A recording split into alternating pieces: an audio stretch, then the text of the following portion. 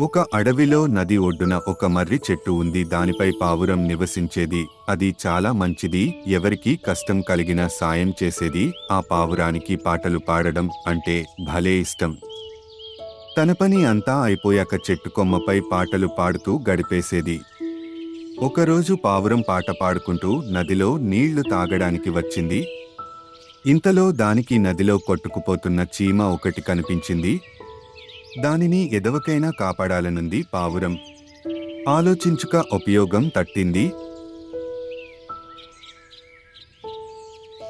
వెంటనే మర్రి చెట్టు ఆకును ఒకదానిని తీసుకుని చీమ పక్కన పడేసింది.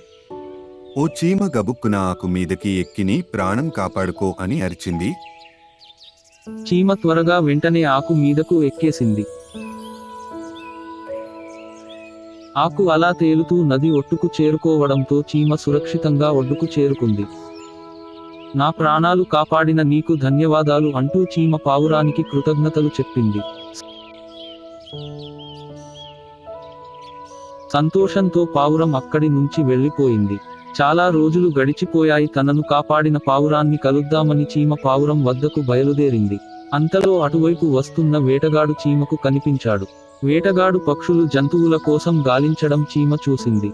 చెట్టుపై పాట పాడుకుంటున్న పావురంపై వేటగాడు దృష్టి పడింది.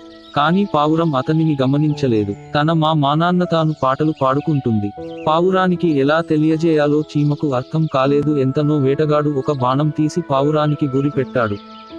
సరిగ్గా బాణం పొద్దున్నే సమయానికి అతని పాదంపై చీమ గట్టిగా కుట్టింది.